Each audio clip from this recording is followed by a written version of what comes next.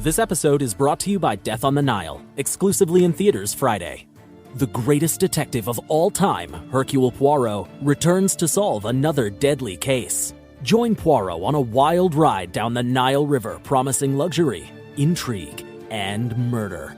Grab your friends and get ready to solve this murder mystery on the big screen, starring Kenneth Branagh and Gal Gadot, premiering only in theaters Friday.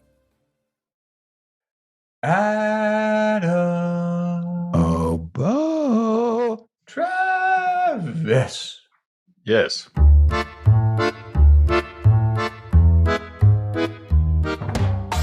are you guys? Fine. Doing okay. How are you? Me? I am perfect. I think I couldn't even be happier. I'm so happy that if a Russian were to hack me right now, I would be like, how you doing, Boris? Let's have some fun.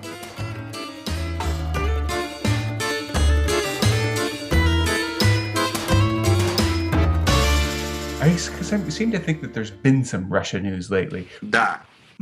Could it be, possibly Putin is going to attack the Ukraine and the United States is telling them they shouldn't do it, and we're probably right in exactly that position that we've always talked about, where someone's going to turn off the lights just to be a dick? Здравствуйте. That's entirely possible, Bo, but here's a good one for you. Did you ever see the movie Wag the Dog? Yeah, I did. Yes. For those of you who have no idea what we're talking about, Wag the Dog was a political movie starring Dustin Hoffman, Robert De Niro, Anne Hayes. There's a crisis in the White House. What's the crisis? A president that had an unfortunate affair with an underage Sexual girl. misconduct occurred inside the Oval Office. With the election only days away, how much will this scandal... And needed to find a way to divert attention from that fact. Now, Washington's top spin doctor We can distract the press for 11 days till the election. I think we got a chance. has an idea.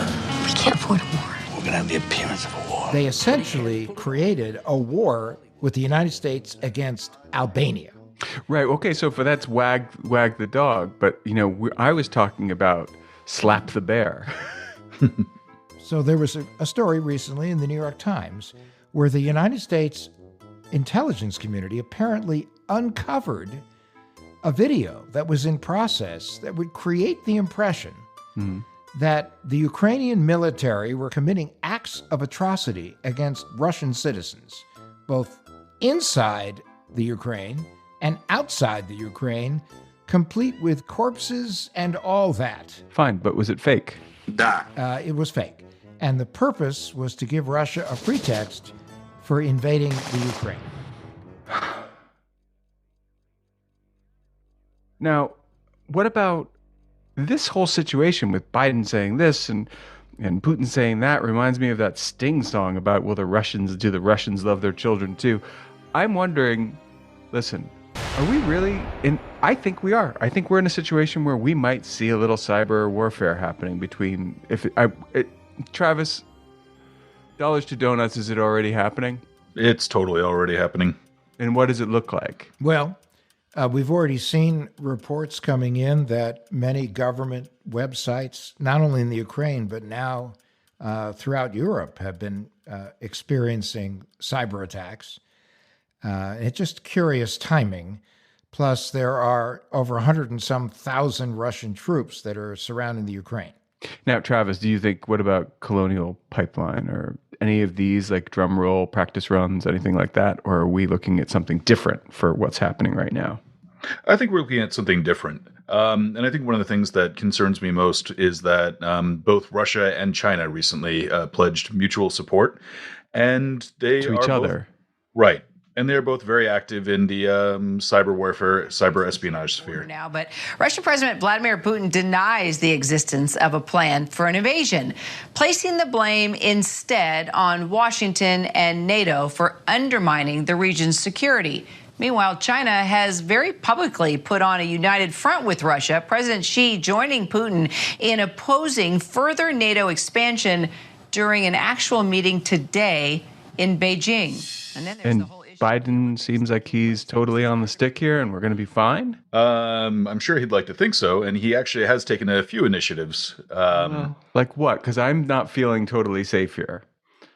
It's going to take a while to implement it, but he wants the U.S. Federal government agencies to practice zero trust architecture, which is a way of keeping your network safer. Adam, how long have you been talking? What do you think are the likely targets if there is some kind of real attack? It's financial? Is it going after medical establishment places? What is it going after operating systems for infrastructure like power grids? It could be all of the above or any of the above. We don't necessarily know.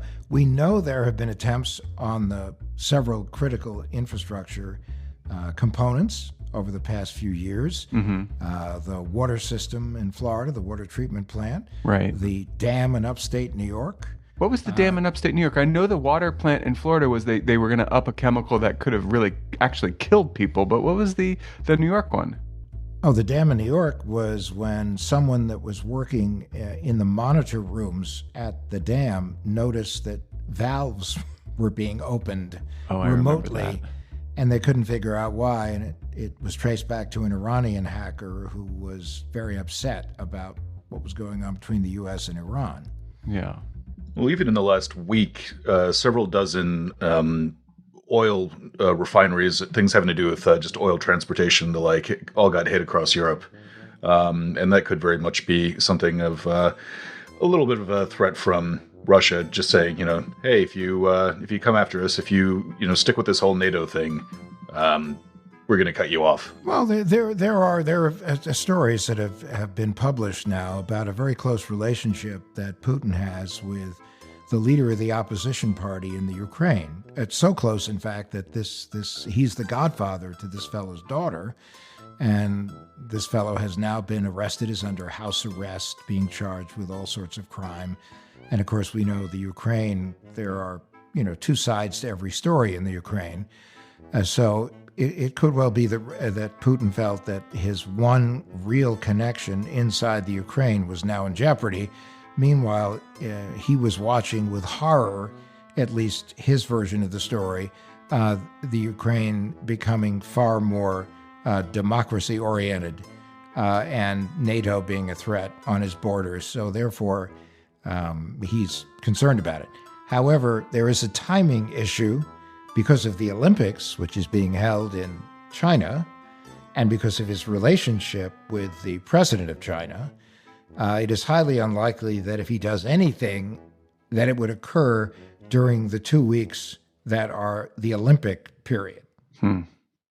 But we are in that territory now where we could see some of the stuff that we've been talking about, and I have to say I'm decidedly not excited or interested to see what it is. I'm scared. I think it's a serious situation, and like when they say it used to be Rosie the Riveter or other posters that talked about ways that citizens could help in the war effort. The way that we all can help in the war effort is to just practice good cybersecurity, be aware, and if you see something, say something. But I don't think that's going to help when it comes to the power grid going out. Well, and in addition, this might be the first example of cybersecurity being incorporated into also a physical war strategy. So, we're going to see things that maybe we don't want to see, but we're certainly going to learn a lot about where the world is going when it comes to cybersecurity. So the best we all can do is play our part, try to keep ourselves as cyber secure as possible, protect our kids, protect our communities, and that's part of why we have this show. Welcome to What the Hack, a show about hackers, scammers, and the people they go after. I'm Adam, hopefully not a cyber cretin. I'm Bo, probably a cyber cretin. I'm Travis, and yes, Bo is a cyber cretin.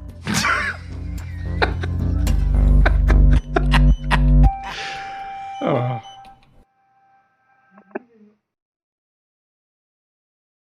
This is Travis Taylor, resident tech guy and What the Hack with Adam Levin. I've worked for decades in all things tech, and in that time I've worked on a lot of websites. And I have to say, one of the easiest platforms to use has been Squarespace. I'm always getting asked by friends and relatives for help with their websites. And the beautiful thing about Squarespace is that I hardly ever get asked by anyone for help on their sites. Its intuitive interface makes building and maintaining a site for your business, organization, or just collection of photos of your cat quick and easy. Squarespace is an all-in-one platform that can let anyone, even a complete novice, get up and running with clean designs that look great on any device or smartphone. It lets you share to social media accounts and has analytics to let you know how many people are coming to your site. If you want to sell things on your website, it also makes setting up e-commerce a snap. But don't take my word for it. Head to squarespace.com/whatthehack today for a free trial. If you like what you see, use promo code WhatTheHack to save 10% off your first purchase of a website or a domain name. Bo Travis and I created What the Hack with Adam Levin to share stories and provide the tips and tools necessary to better protect you, your family, and the nest egg you work so hard to build in a world filled with scammers, phishers, and identity thieves who are working around the clock to take it away. Our sponsor, Policy Genius, also works around the clock to protect you and your family by better educating you about the life insurance options available to you and giving you the platform to apply for the policy that best suits your needs. Policy Genius is your one-stop shop to find and buy the insurance you need. Go to policygenius.com, click on the link, and answer a few questions. In minutes, you can compare personalized quotes from top companies to find your lowest price. You could save 50% or more on life insurance by comparing quotes with Policy Genius. The team of licensed experts at Policy Genius will help you understand your options and apply for the policy you want. The Policy Genius team works for you, not the insurance companies. You can trust them to offer unbiased help and advocate for you at every step until you're covered. Head over to policygenius.com right now to get your free life insurance quotes and see how much you can save.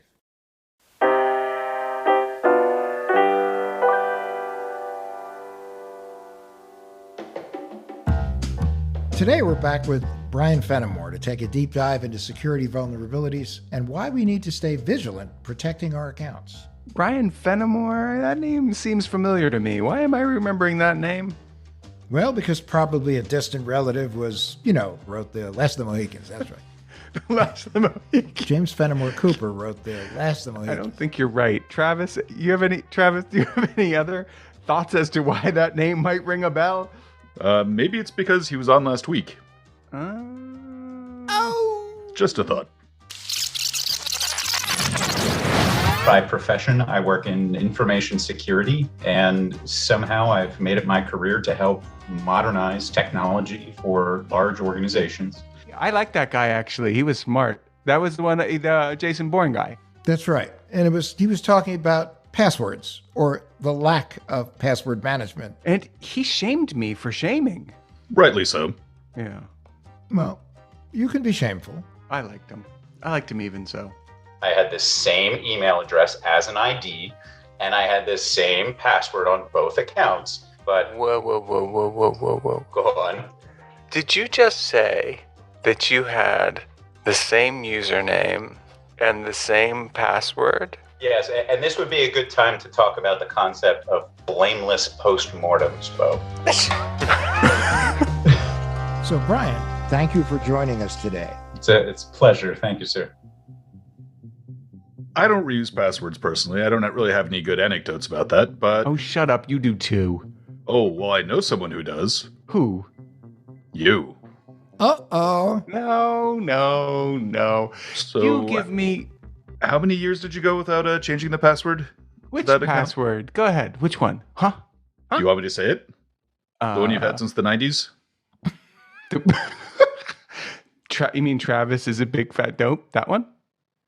I'm sure that's the one. Nope, it's not. Which is it? Come on, tell me. No, don't tell me. What does it start with? Is it a scandalous word, perhaps? Oh, no. It was just one of the easiest possible things to guess. Bo was his password? It was 2 letters 3 times over again. 2 letters? Oh! Yeah. I don't use that password anymore. You can tell everyone what it was. Adam will enjoy this. All lowercase, ha ha ha. Sometimes it was ha ha ha ha ha. Yeah, there you go. Way to keep it secure. Well, didn't Mark Zuckerberg have a password that was kind of like da da da da da da? Actually, yeah, Adam is right. The password was da da da. Well, it just shows you great minds think alike. I should be richer then. Ha ha ha should have got me more money. It didn't work for me. I don't know. Worked for him. Well, there is a guy that used to use ho ho ho, but he's large and has a white beard and has a sleigh and will bring you in particular coal at Christmas. I definitely have shown up on Have I Been Pawned. I know you have, Adam. Sorry, but it's true. And Travis, have you? You have anything that ever showed up there? Oh, yeah. I think pretty much everybody has something that showed up on Have I Been Pawned. But just remember, you can have the most indecipherable password in the world, but if it's part of a database that was breached, compromised, and exposed, it's going to be out there, and it's probably going to be sitting, or at least parts of it or references to it, on Have I Been Pawned. So the old indecipherable versus discoverable. Or discovered, yeah. The goal of this podcast is we help people that have experienced cyber incidents or identity theft better understand what happened, what they did right, what they might have done better, what they need to do in the future to make themselves and our listeners harder targets to hit. We point out vulnerabilities, red flags. Since breaches have become the third certainty in life behind death and taxes, we talk a lot about the site Have I Been Pawned? Now, this is a tool that helps show people where they might be vulnerable. Like you enter your phone number, it'll tell you where and when it showed up. You enter your email address, you enter a password, how many times that it's been exposed.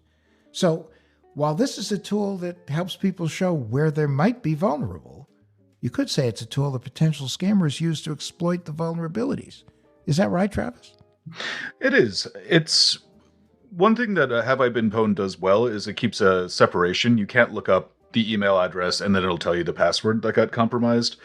But if you know for a fact that there's a collection of logins and passwords from, say, the Target breach or a LinkedIn breach or something like that, you can look up someone's email address and say, okay, their password is actually out there, and then go and look specifically for, on the dark web, password archives to guess that one. And you can be, just like anything is, nothing is beyond being re-identified to its mate and being used that way, right?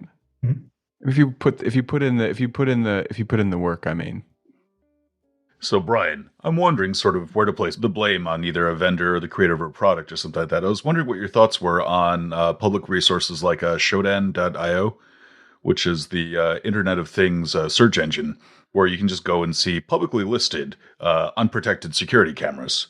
Do you think that's more of a net positive or a net negative? Just because it's putting the data out there and it's letting people know that they're exposed, but it's also putting the data out there to threat actors, potentially. That's a hot topic and a really good question, Travis. My personal opinion, I don't know what's right or wrong, but my opinion on it is if you have a IP address, a service port, if you have something that is open to the internet, right? If you have a firewall rule or a security group or something, and the source for that firewall rule is any, right? You have made that public, and you accept that the public can know anything and everything that can be derived from that service being public. It's my opinion, right? But it's it's a very slippery slope. So Brian, we're starting to get a little technical here. Assume for the moment that a normal human being is trying to understand what we're talking about. How might you make this a metaphor or make it easier to understand? If I'm walking down the street in my neighborhood and my neighbor has their window open, and inside the window I can see what's something that's valuable, a DVD collection. I need to rethink my sense of value.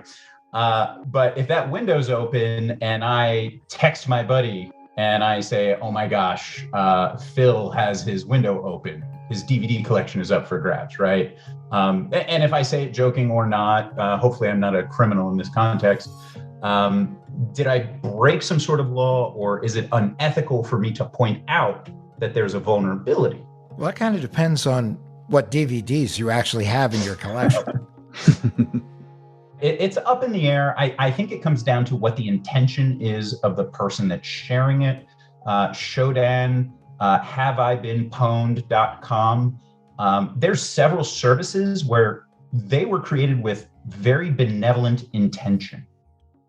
And if I own that website, like as a person, I can look at that and say, wow, thank you for letting me know. I'm going to go fix that.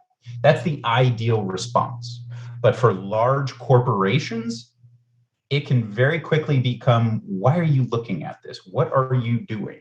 I think it's very nebulous. The answer, it's unclear. It's almost like trying to look inside somebody's head and try to understand what their intention was. Shodan I use, Have I Been Pwned I use, and I think they're great services and I'll continue to use them. I can see why people frown upon it as sharing potentially hurtful information, but I try to look at the positive and say, if these entities don't know about this hurtful information, how are they going to fix it? Right. In the case of Have I Been Pwned, certainly they're not going to tell you the email and password combination. You can look up one or you can look up the other. I think one thing that I find to be a little bit jarring sometimes is with Shodan, for instance, it'll have the most popular searches and it'll say unprotected webcams right there. So it'll just give you a list of people whose webcams are just available to the entire internet on there. And to that extent, I think that might end up kind of going over the other line to enabling misuse. You know, I think that having this stuff be open source is really important because if I know that whatever I've designed and built is potentially going to be discussed as subpar production that I'm responsible for, I'm going to do a better job, or at least I'm going to try to do a better job. And if so I've created something that's insecure, you know, there's so many irresponsible people online making things that are insecure, and there's no way to keep them accountable other than to, I don't think of it as public shaming, but I guess it is. It's a form of public shaming until people change what is up there. I mean, you look like you don't agree entirely, Travis, but... Not necessarily. I think it's... I don't think that there's one cut and dry answer for it, but I think there's a difference between saying, I can see my neighbor's DVD collection through his open window, and then taking a full page ad out in the New York Times saying, check out this guy's window. I think that's sort of, if you're going to be broadcasting or advertising something as being insecure, and also enabling people to be able to access that, I think that's where that ends up falling on the more irresponsible side of things. But still, this doesn't mean it can't be used for nefarious means, right? Yeah, it's what is the action that you are attempting to encourage by sharing it? If you share the vulnerability with the intention of, shaming is probably the right word. I don't like it, but if you're sharing the vulnerability with the intention of shaming the owner, you're trying to facilitate a positive change. If you're sharing the vulnerability and you're saying, oh, this person is using this type of encryption and it's vulnerable, and here's a link to the Metasploit module that allows you to exploit it, you're not only showing the vulnerability, you're showing the full path of the exploit. That's just rabble rousing. That's troublemaking. It's also being complicit in a crime. I feel like that is not a difficult connection to make. Yeah, but I also think that sometimes there are disclosures made for the purpose of educating the community. I mean, that's the basic idea of Have I Been Pwned. It is an education tool. I've used it a lot with people who don't believe that they're exposed, that there's no risk for them, and they see multiple instances of passwords they're still using. Well, it's threat awareness and threat sharing. That's the whole point is to stimulate collaboration, cooperation, and communication, which there hasn't been enough of. This has been kind of a black box. Yeah, and it's been great. I know for having law enforcement agencies are actually now collaborating with Troy Hunt, who operates Have I Been Pwned, and so they're giving him recovered databases of stolen credentials. Right. That's great. I've even heard on the enterprise side, they're looking at integrating. When you reset your password, they'll take the hash of the password, right? They don't share the clear text, but they'll take that hash and they'll compare it against the Have I Been Pwned database. And they'll say, oh, you are using a credential that has been compromised. Please choose a different credential. I think that's brilliant. And for our What the Hack listeners, when a password is clear text or plain text, it means it's out there for anybody to see. It's not encrypted, No real security protecting it. Now, when a password has been hashed, it means it's been reduced to a series of numbers and symbols that are scrambled. Yeah. Let's talk about passwords for a minute, because we've heard from a lot of people who really struggle with them. And we know we shouldn't reuse the same password or share it across our universe of accounts, but for many, they feel it's like too much work or the risk isn't that big a deal. Well, I would actually argue that there are certain circumstances when you can use the same password, or you can use a password you've used elsewhere. And here's where. Believe it or not, but irs.gov. Now, the reason I would say that is because, and it's obviously a target for hackers, but they have multi-factor authentication. You log in, you use your password, you have to identify a photograph or an image, then you have to provide another piece of identification through your phone or an email or something like that. It would be very, very difficult to get through all those layers of authentication, because you actually need to know something, have something, and be something. They're actually asking now that as part of using the additional multi-factor authentication part, that you actually have to take a selfie. I know that. I'm not okay with that. Travis? Yeah, there's a lot of controversy around that, especially because the service that they're using is known to be unreliable. So if you have someone who needs that for their government benefits or to file their taxes, you don't want to get hit with the late penalty because the software wasn't working. But I mean, on the password front, basically, I think everyone needs to grow up a little bit. Agreed. That's very true. I was reading an article the other day by somebody who's highly respected in cybersecurity, who talks about how you create passphrases. I know we talked on this show about using 3 disassociated words and substituting symbols and numbers for the different letters. I came up with a new favorite phrase, just as an example, which would be, some days I like to take a long walk on the beach. And just take the first letter of each of those words, and then maybe instead of the S, have a $sign, instead of the A, an @ and instead of the O, a 0. I would immediately get lost on that one. I'm a password manager guy myself. I like password managers too. I do a little bit of both. Yeah, a little bit of both. Brian, what do you think? How do you feel about password managers? Would you recommend them? So it depends on the service that I'm using. If I have to log in and it's something trivial like scheduling time for my son's soccer game, right? If I have to log in and create a password for that, it's not getting a lot of attention. And I would use the browser's built-in password vault. So the built-in, would you like to save this password tool that most browsers come with today? And often they'll suggest and store more complex passwords for you. Right. So I would advocate very strongly for using the Mozilla Firefox built-in credential vault. They do allow for setting up a primary key, which is just a primary password that you use to unlock that vault. And then Firefox will populate that password into your popular sites. Chrome has this feature and a lot of other browsers have this feature, but I place more confidence within the encryption methods that are used within Mozilla Firefox.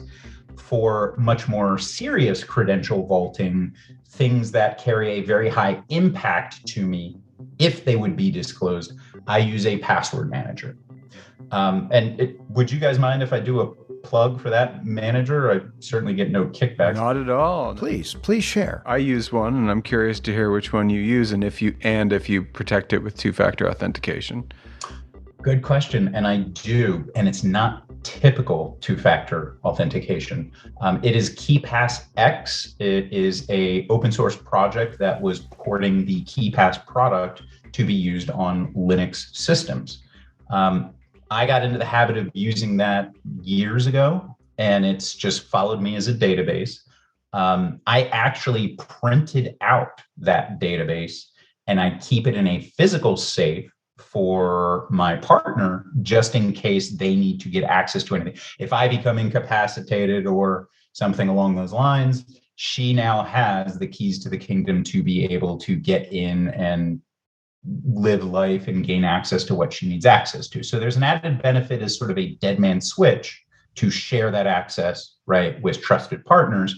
But the 2-factor that KeePassX brings to the table that I like to leverage is not only with the password to unlock it all, but they also allow you to use a key file. And if you have that file, you can gain access to the database. It's very portable. I move from laptop to system, and it's nice to be able to take it with me. And it's quite encrypted. They use a few different types of encryption for that specific database. And it fills me with confidence. And you don't think that two-factor authentication going to a phone that is protected, that has a SIM card password, and you still don't trust it? Well, wait, Bo. Look, in another episode, we talked about how easy it would be for Travis to get access to your SIM card.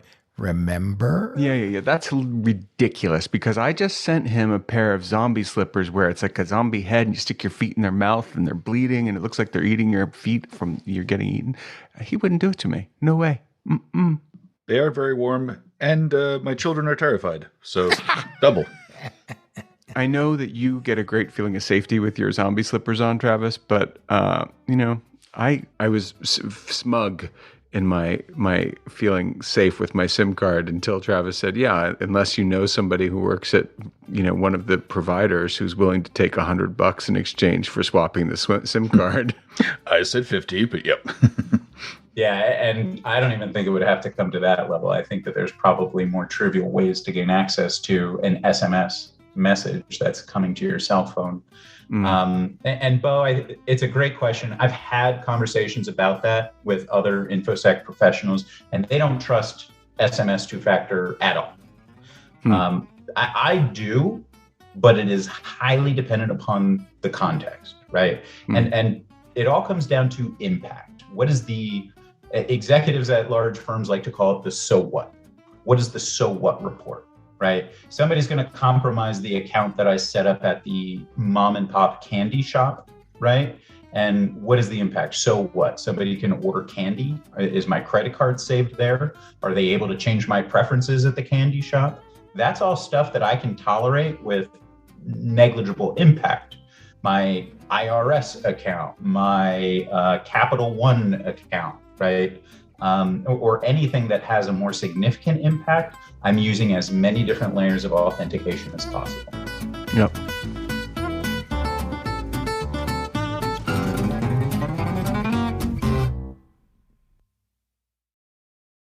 Today's episode, it's sponsored by Honey. It's a shopping tool that scours the internet for promo tools and applies the best ones to your cart when it finds them. For me, I just bought some rubber shoes so that I could walk around in the mud more comfortably.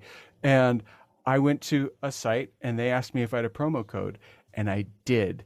But it was because I wrote it down and I had to type it out. Well, Honey does all that work for you. It even finds it. So has Honey saved you money, Honey? Yeah, Honey saves you money. That's the thing. They support over 30,000 stores online. Travis, how does this stuff work? Is it really invasive or is it pretty chill on the privacy front? On the privacy front, they're great. Their privacy policy says just outright that they will never collect and sell your data, which is great to have it be listed that in such basic and simple terms. But their revenue model does not depend on collecting your data like a lot of other services do. So their bona fides for privacy are great. Honey has found its over 17 million members, over $2 billion in savings. If you don't have Honey already, you could be really missing out. It's literally free. It installs in a few seconds. And by getting it, you'll be doing yourself a solid and supporting our podcast. Get Honey for free at joinhoney.com/WTH. That's joinhoney.com/WTH. Hello? If you don't stop bothering me about ratings, I swear to God, you're making me lose my mind. I need ratings. Ratings. For what? I don't want to be underrated. I don't need ratings. I personally have plenty of good self-esteem around this show. I think we're doing a good job. We need people who listen, who say, hello, I love you. For what? Don't you want to be loved? I want to be loved. We are Don't you love me? Podcast lovable. No. If you're listening to this really pathetic thing right now and you want it to stop, the easiest way to make that happen is to review the show and rate it on Apple Podcasts. He's not going to stop. He won't quit. This is our moment. We need to have rate the show, please. Okay, Adam, knock it off.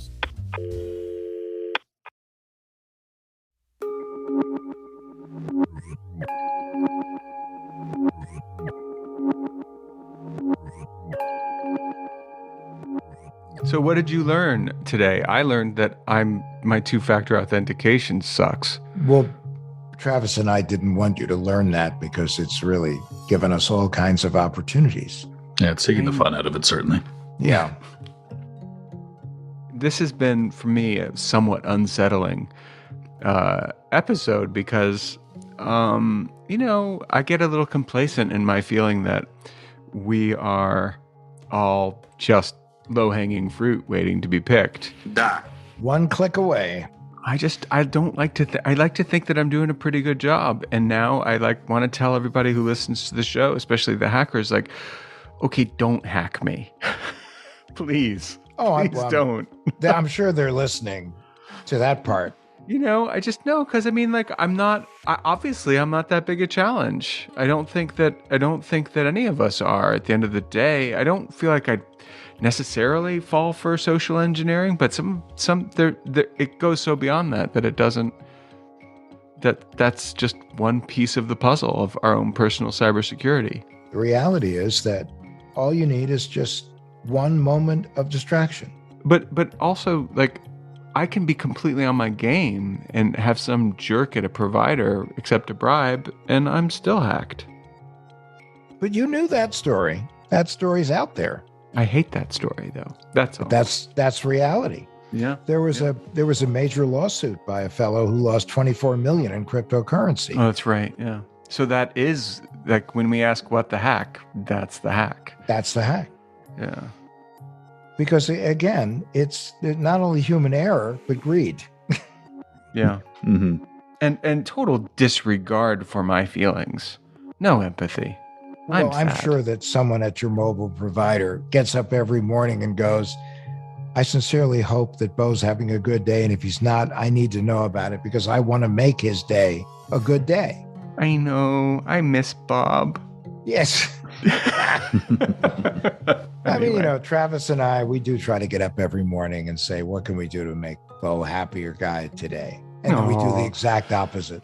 So now I'm going to cry. No, this is good tears. It was really interesting for me. I don't know if you guys enjoyed it, but I definitely learned something in this episode, and it was unsettling, but I guess that is part of what we do, is to get in touch with the basic normal, which is that there's a lot of risk out there. Definitely. I mean, once you put something up on the internet, you're pretty much putting yourself at risk, unfortunately. Skywriting. Mm-hmm. That's what it is. Virtual skywriting. Yeah, in the cloud. Yep. Speaking of skywriting and head in the clouds, Adam, you have very high hopes for, what is it? You want 10,000 ratings on Apple Podcasts? I want 10,000 ratings on Apple Podcasts. And I know. What do you want what if they are all 1 star? What about that? No, we need 5. We need 5. 5 and stars. I know you guys can do it. Everyone listening, I'm counting on you. Don't disappoint an elderly man who's living in Arizona. Travis. Yes. Advocate for your friend Adam. Come on. Yes, please leave us a 5-star review on Apple Podcasts. It helps us and it helps other folks find the show. That's right, because we're here for you. And if you don't, we have to listen to Adam bang on about it over or my song, which they don't want to hear. I kind of want to hear it. Once in a lifetime, there comes a moment, a wonderful moment when ratings take your hand. Bye-bye, everybody. And this is our moment. He's not going to stop. Our once in a lifetime. Going to keep going. I need ratings, please. Ratings. Okay. What the Hack with Adam Levin is a production of Loud Tree Media. It's produced by Andrew Stephen, the man with 2 first names. You can find us online at loudtreemedia.com and on Instagram, Twitter, and Facebook at Adam K. Levin.